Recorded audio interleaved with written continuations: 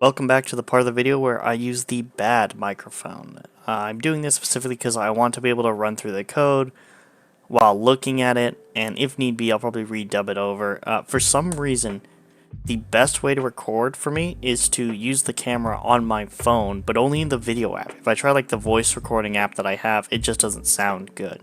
Most of this code is about setting up operators and stuff, so I could do a lot of other code, mainly the vectors and the Quaternions. I don't have any explicit matrices in here, but sometimes I do math that is basically matrix multiplication, and we'll get to that in a second. So to start up, I have fstream, so I could save the results to a file, which I can then send to manim to animate. I have iostream to print out some information, cstdint, because I'm using standard integer size uint like 64t and stuff, cmath because I'm using sines and cosines, and I have the chrono library to do some timing. Anyway, so to start out, I have a few standard vector operations. This enum axis thing will show up later because I found a way to optimize certain parts of the code because the integration methods that I'm using tend to rotate around axes, and rotation around axis is a lot simpler because you know what the vector is ahead of time. So this is just to make sure I don't screw up anything with numbers or anything like that. Float operator times, this is basically just a dot product.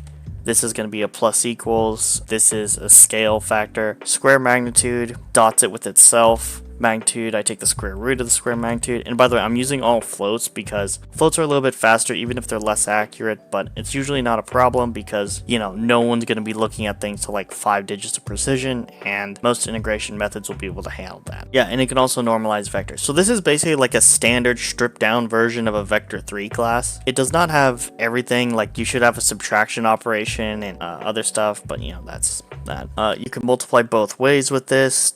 You can add two vectors. Oh, it does have a subtraction, but it doesn't have a subtract equals. You can multiply. And I'm using this percent sign to represent a cross product. That might be pretty bad. You might not like it, but it kind of keeps some notation clean. And that's mostly it for the vec3 operator. Next up, we have the Quaternions. These are what I use to represent the orientation and also do some rotations. Not all, because there are speedups I can do. But I have two different ways to store it. I have a union that takes in all these numbers as separate things, and then I have a struct that takes in the real part and the imaginary or complex part. For quaternion multiplication, I do this algorithm, and this is part of the reason why I have this struct here. This struct allows me to do stuff like this. The full quaternion multiplication is like a 4x4 block, and it's kind of hard to follow, but I find this to be much simpler. Honestly, this is just a formula I looked up. We got square magnitude and magnitude. For unit quaternions, the conjugate happens to equal the inverse. The exact formula is q inverse equals q conjugate divided by magnitude of q, but for unit quaternions, magnitude of q equals 1, so q inverse equals q conjugate. That should be pretty straightforward. Again, we're going to use GLM later, but for now I just want to get something set up that I know works and I can get into the nitty-gritty details of. This is important because if a quaternion represents one rotation, the inverse quaternion represents undoing that rotation. So because it's just a sign flip, it's pretty easy. We've already covered this. It's the same as this, but now it's just you have to do it for different ones and create a new quaternion. I might as well make this a little bit bigger. Here's where I did some hyper optimizations. So again, this might be premature. It's something you can do. I don't know if it's what you should do. You'll have to profile it yourself, but we're doing quaternion multiplication around the x-axis, the y-axis, or the z-axis. Now, if you go up and you do this formula, but you write out what these vectors are supposed to be in terms of x, y, and z axis, you'll end up getting these formulas. Again, it's pretty tedious, but if you notice, these are basically adding together two scaled vectors. So this part of the reason why I like this is multiplication, this is a multiplication, and these are just moving things around. So what this would look like in simd would be something like cosine t times q plus sine t times a quick swizzle, which shouldn't be too crazy, and then a sign multiplication. So you're basically multiplying two different vectors by a scale constant and adding them. So the exact steps would be rearrange q to get this new variable that looks like this. You just flip some signs and flip the order around. You can then multiply q by cosine t. using simmed, you can multiply q rearranged by sine t using simmed, and then you just add them together using simmed. It's still cosine t times the original quaternion, but where you put the signs and how you switch the orders around changes, so be careful of that. But I did test it out, I did check to make sure that this does the rotation that I think it does, and so these rotate around axes formulas are accurate. Next up, we have the general rotate of vector by a quaternion. This is a formula you look up. So this is rotating by an arbitrary quaternion, and this is rotating around an axis. These are standard matrix multiplication formulas, just applied to this. So as you can see, it's 4 multiplications, which the minimum number of multiplications you would need to do an arbitrary 3D rotation is 9, but because we know it's around axis, we can get away with 4. Furthermore, we only have to calculate cosine and sine once. Moving on, this is where we start getting a little bit of physics. We use this function to check the energy, but not much else. This function isn't really necessary, it's just a test. It's the exact same as the rotate function above, but I switched the quaternion vector order, and I did that to check how much time was spent calculating the torque to see if that would be an optimization or something like that. Our initial vector has a bar pointing straight up. Its center is fixed, so we're not doing any translational motion, and it's attached with a spring to essentially where the bottom of the bar starts. You'll be able to see a much better picture in the animation, but it's basically a fixed bar of length 2 with its center fixed and a spring attached to the top of the bar to where the bottom of the bar is. Now there's no collision between it and the spring, it's purely like an imaginary spring, but this was one of the only examples I could find that had like decent results and like accurate physics. And I found it in the book Simulating Hamiltonian Dynamics. It talks more detail, and it's where I got some of these algorithms. The kinetic energy depends on your frame of reference, as I talked about earlier. In the body frame, its formula is just this. Total energy, you gotta connect potential energy. Again, that's an old function, not really used. And so now we're getting to the actual like functions. So our first up is we take in a number of iterations. That tells you that in the delta t, so the time step, tells you how long it's supposed to simulate. The Quaternion orientation, that's the initial orientation. And by the way, I'm taking in the orientation, this is the initial angular momentum, and this is the initial inertia tensor. I'm taking these in. Actually, hold on. This saves me from having to create my own variable called orientation and then do that stuff. Lastly, there's this thing called I inverse. This is the inverse inertia tensor. This is the angular momentum. And this sub iterations is just a test. So if I want to do a more accurate time step, if I want to render something at 60 FPS like a video, but I wanted a more accurate simulation, what I could do is simulate 4 time steps, but only record the 4th one. That leads to a lot of annoying little details though. So what I did was I just give it sub iterations. I divide dt by sub iterations. These files are optional. They print out the energy and they print out other stuff. One of these handles the output, so this is the actual orientation. This handles the energy. I can check if the energy is stable by looking at this file, and I can check the orientation by looking at this file to see if the rotation makes sense. Again, I'm doing a comma separated list. That's pretty standard, so the output will look like a CSV. So this is the non-symplectic method. Like maybe it's like secretly symplectic or something. I don't really want to do it because if you saw the last video, you know how to check if something's symplectic. I don't want to do it because the symplectic matrix is like 12 by 12.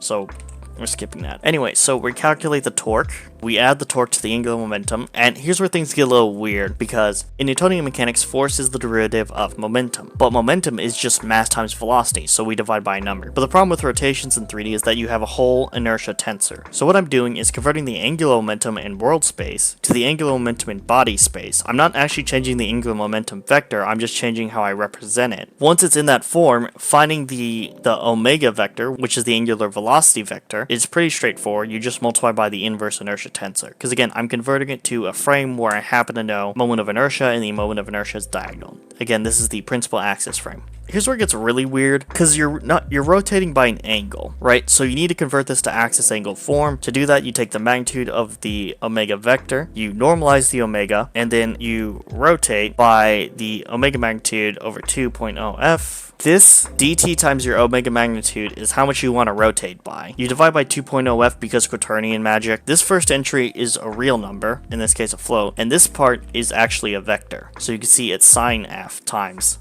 omega. From there, I multiply the orientation by the rotation. I then normalize, because if I don't normalize, it'll eventually just crash. And this is important. At the end of all this, I have to actually rotate the body angular momentum back into regular angular momentum. Furthermore, this last step right here is a damping step to make sure everything stays stable. And what it does is it sucks energy from the system. So over a very long period of time, it'll eventually go to basically zero energy. And what that means is zero energy means zero motion. And so it's not moving, it goes to rest. And this helps keep things stable. As you can see, this number is really close to 1, so it's not going to lose a lot of energy, but it will lose energy over a very long time. If you want, you can make this smaller so it'll lose energy faster. If you want, you can make it bigger so it keeps energy for longer, but I found this was a pretty good balance of not losing a lot of energy, but still maintaining some form of stability. And then I calculate the kinetic and potential energy, add them together, store in the energy output, and then I can print out the orientation WXYZ, so I can then rotate a vector into my animation program. So that was that. This is the first order method. I'm pretty sure it's first order. This is symplectic.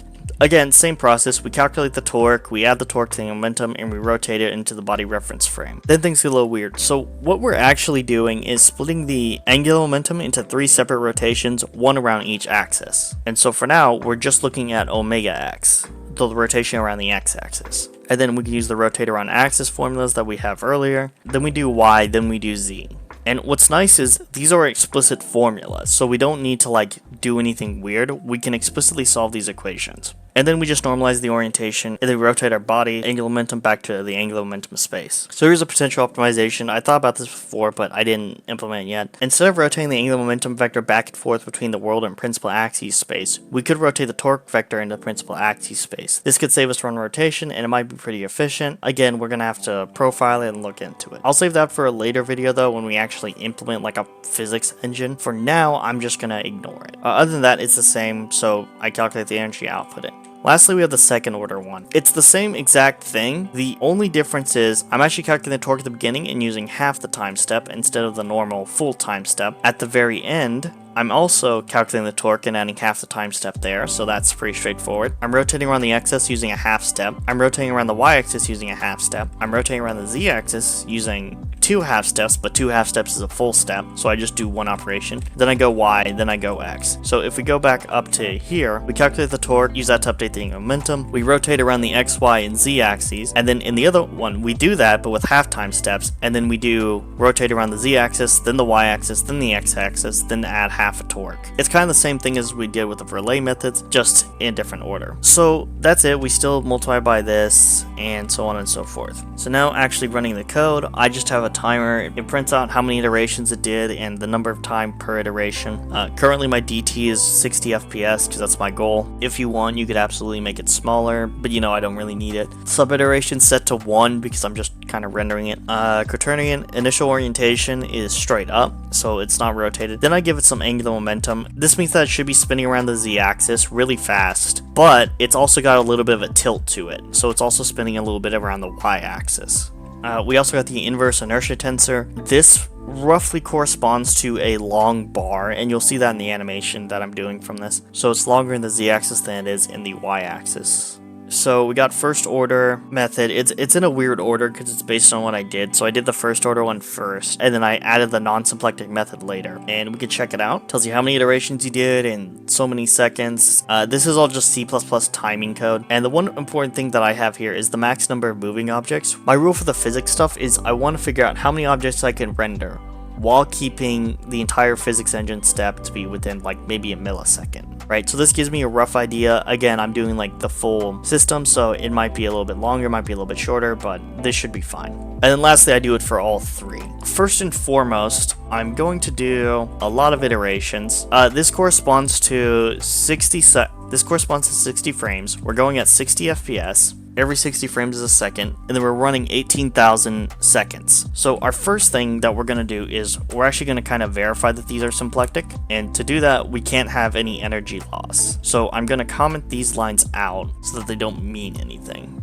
Since this isn't part of a larger project, it's just one file, I don't have a build system set up, but luckily I don't need one because it's just G++ spherical pendulum.c3p-o3-o rotation test, and then we'll run it. It's currently outputting to a file, so ignore the times you get. For now, we're just checking the energies.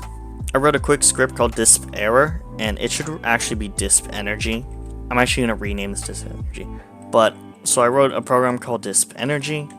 This is straightforward. It literally just reads in everything and plots out the energies. There's nothing to it. We can run it. It's going to take a second to load because, you know. And so, as you can see, different methods kind of do different things. The first order is, first off, all of these are good for like at least 2 hours. So you should be fine, especially when we get to like something else. So we can check this out. The non-symplectic one, as you can see, has significantly worse energy. It kind of dips up and then goes up. So this should be about an hour, somewhere in here.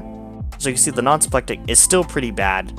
I think something happens in the first order method that should cause it to choke. It's probably a coding error, so if you can find it, let me know. Again, this should be around 12. It should be a stable 12. As you can see the symplectic integrators are both pretty stable. Both really stable. Like, this is already like 80, so it's not that great. And it dips, so it loses energy, gains energy, who knows. We're going to keep zooming in, and at this point, I think it's safe to say that, you know, the non-symplectic one is clearly having problems. The first order one has something going on. I don't know what. Probably like a floating point error or whatever. Anyway, if we zoom in, we can see that the first order is kind of slowly losing energy over time. Not much. I mean, over the course of an hour, it loses like half a joule maybe. Again, we can look a little bit closer. It looks like there's some energy gain. I don't know if that's like a significant thing. There's some energy loss, but I mean, this is over an hour. So it's kind of like, who cares at that point? And you can see that they have little wiggles. This is a little bit shorter, but like other than that, it's fine.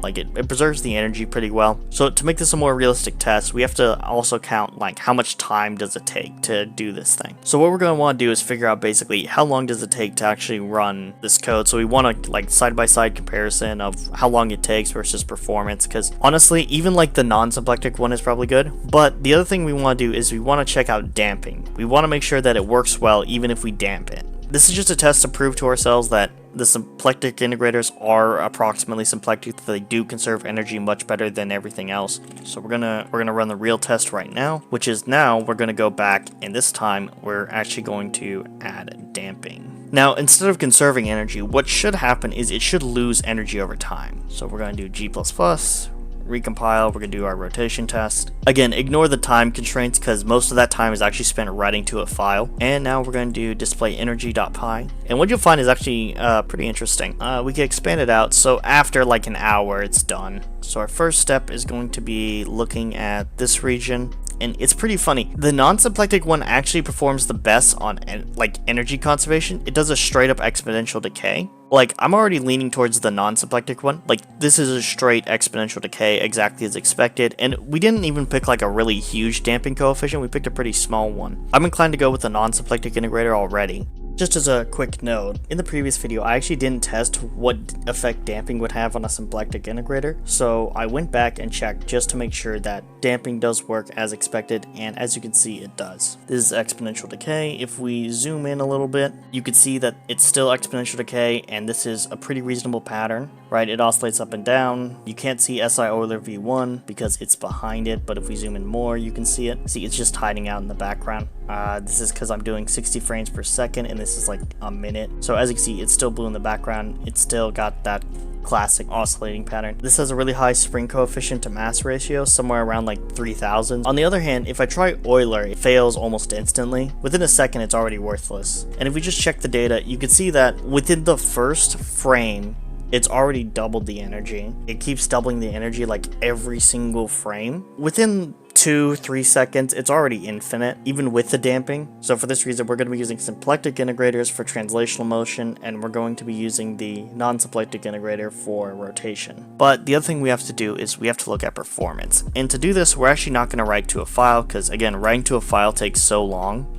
There's a stupid wasp outside. I hate wasps. Anyway, we're going to basically get rid of all the OF streams. We're going to stop writing to a file. And this is what I mean when I said, like, this isn't part of a project, because normally I would have, like, this in a macro or something. Okay, I think that should be everything. Oh, and we're also not going to calculate kinetic energy and potential energy.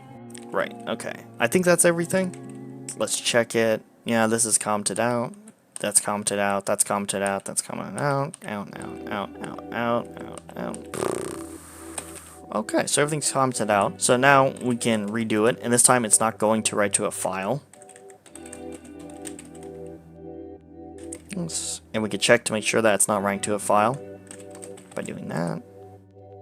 Slash rotation test. As you can see, first order is, as you would expect, fastest because it doesn't do basically any iterations. Second order is not too much worse. I mean, in fact, let me check something. Because second order does exactly like 2 more calculations, maybe 3. So I would expect it to be around 60%. 701 divided by 9708. Yeah, it's around 69 nice, or 70%. Second order can simulate fewer objects because it's doing more calculations. On the other hand, it does conserve the energy better, but again, that doesn't matter because of damping. But both of them get beaten out by the non-symplectic method, which is consistently stable. It's significantly faster. It's twice as fast as the first order method. And again, it actually, weirdly enough, it loses energy better. Both the symplectic methods we've already seen conserve energy much better than this non-symplectic one, but it loses energy better, which is pretty interesting. If someone knows how to actually make the symplectic integrators lose energy better, that's great. One more thing we could do is I'm going to compile it with debug symbols, so that way we can look at what's taking up the most time. And instead of running it directly, I'm going to run a program called valgrind. More specifically, I'm going to run the tool callgrind on rotation test. And what it does is, valgrind does a lot of things. It checks for like memory access and stuff. It checks for to make sure you're not like allocating or deallocating where you shouldn't be.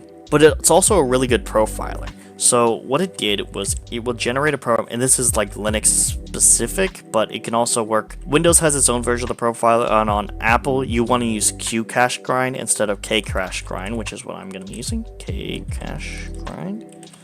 Callgrind.now. Anyway, and you want to go up here, you want to sort by self. So the longest part of the program is calculating the second order stuff.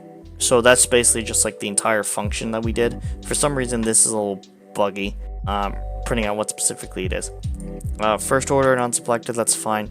Calculating the sine and cosine functions takes up a huge chunk of time. It looks like first order and non-symplectic take roughly the same amount of time, but because first order probably does more sines and cosines, it's actually a little bit worse. And then rotate, both versions of rotate take a decent amount of time because you're rotating arbitrary vectors. So that might be something to look into. This is what it actually looks like. So for example, you profile, you look at what takes the longest. So it's like, I should improve the second order method if I want this program to run faster. Can't improve this because it's a library function, but maybe I can use it less if I can find a way, or maybe I can implement my own version. First order, maybe I should improve that, non-symplectic. I should try to improve these if possible, or just try to use them less often. Yeah, for some reason, it just gives nan after a certain point. So I know this isn't like a big problem because you're thinking, oh, it's good for like half an hour, but the problem is this is when it's stable, so it shouldn't be rotating at all. So it getting a nan is freaky. Is that number significant? Is there some weird division thing going on? Because this looks like a normal quaternion, like, oh. Hold on, that might be a problem. Because this is the only one with division by 0. So yeah, okay. So real quick.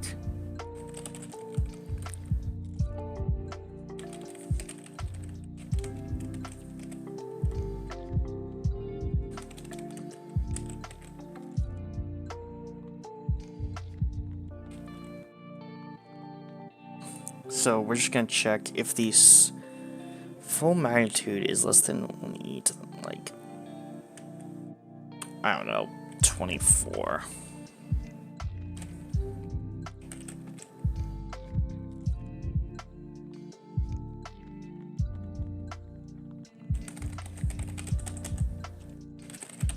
Don't do anything. So we're just gonna put these in.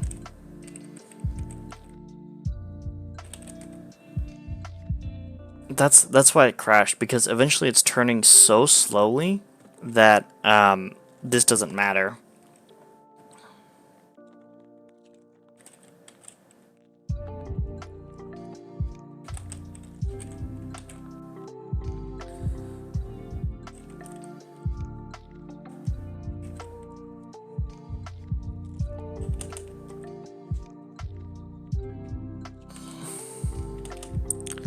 Okay, so a rotation rate of that would be, what is it?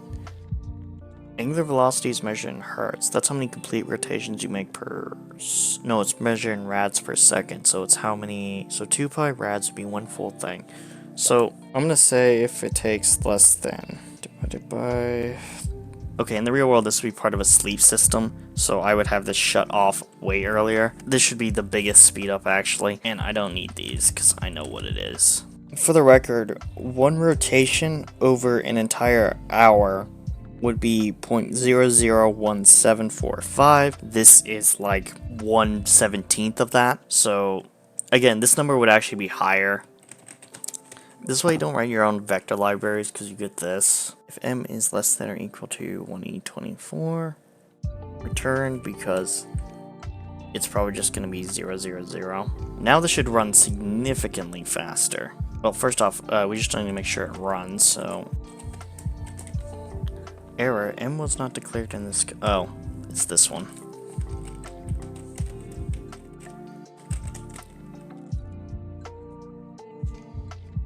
Yeah, okay. Oh, okay. I didn't delete the... I just undeleted the if. Okay, well... Okay, blah blah blah, blah blah blah. Let's check it. We're going to display the energy. And it should be stable over the entire period. Yeah, it goes to the end. That's good. Don't need to worry about dividing by 0. And one thing we can also do is we could check. Yeah, as you can see, non-symplectic, it just kind of chills. It doesn't really do anything. Energy first order, this goes 0. They both go to 0, but it's because they stop rotating. Anyway, and we can also check all of them. Pendulum. Yeah. Second order. As you can see, the non-symplectic one is just gone. Like, it just goes to 0. That's it. It's stopped. These ones look like they're still kind of rotating, but not by much. I mean... Oh, no, actually. Hold on. Yeah. Because this is cosine theta over 2. And it's approximately 0.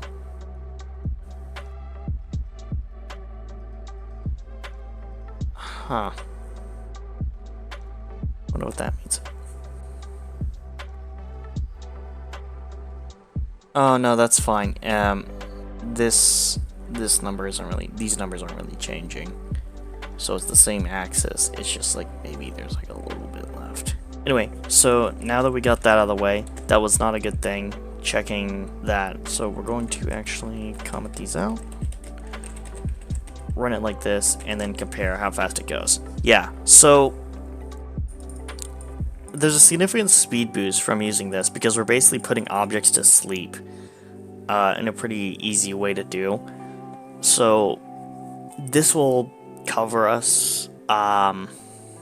This isn't like the best way to do it though, so I would go with the early results because if you put any object to sleep, it's gonna speed up any of these algorithms. But anyway, you could do a first or second order integration method, which would take more time, but you could also be more like, I'm gonna put you to sleep right now. You could want to put more objects to sleep, if that makes sense. Now we've seen that the energy decreases over time as we'd like with damping. Now you might be worried that we're not actually doing like physically realistic rendering because we're using a non-symplectic integrator with energy decays and all that stuff. You might be right, but the problem is, first off, because we're doing an energy decay in this way and because rotations are weird and because I probably didn't code it right, the energy decays are actually much more noticeable in the symplectic integrators because you get that gaining and losing energy over time. On the other hand, with the non-symplectic integrator, the energy is a smooth curve loss. It's significantly faster. It can put itself to sleep automatically. It's got a lot of benefits, so I think for a video game, non-symplectic is the way to go, and that's what we're going to be using in the series based on my experiments. The only thing that we could do that might be interesting is what happens when we have no force on an object, because maybe you still want it. So for that, what we're going to do is actually go to calculate torque. And you can see that I already have the return 00f. This was supposed to be an optimized version that did stuff because I was worried about calculating torque taking some time, but it's fine. We could try this. And if we're going to do that, we also want to probably get rid of the energy decays because they're not necessary.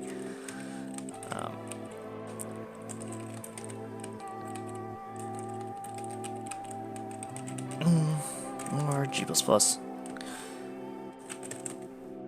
Rotation test, cool. We're going to do display energy. This went a little fast. Did it? Did it not? Oh, it didn't write anything out, that's why. CPP, we're going to make it write the energy out and the orientation. Well, actually, just the energy right now. So we turned off the potential and we turned off damping. We turned off potential and we turned off damping. So if you're doing like a space simulation, you might actually prefer to do this because you don't really have these kind of potential torques, if that makes sense. So you might prefer a symplectic method. We need to also increase the number of iterations to something high. Let's do that. Again, this is pretty high. Like, you'd have to have a player play for days to get this, so I wouldn't consider it reasonable to expect it to go perfectly. Eventually, over time, it kind of chills out, but... So now we can display the energies. What'll happen is one of them is going to freak out. And it's going to take a while because I gave it, like, that many points. What's that? Like, 10 million? 10,800,000?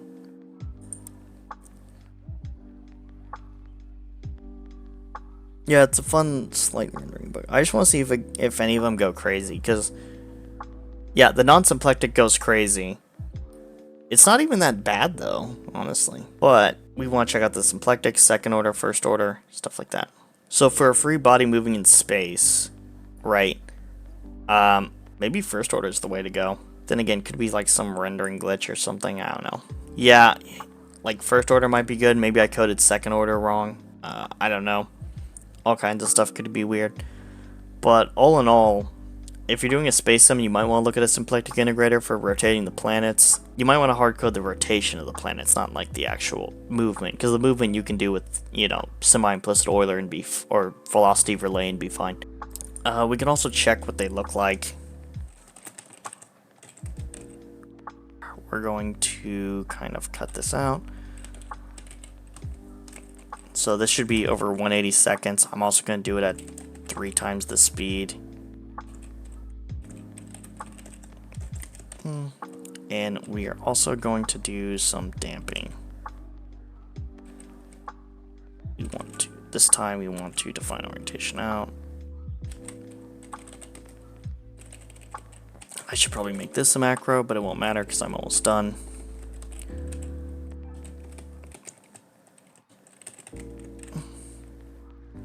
G++, / rotation test.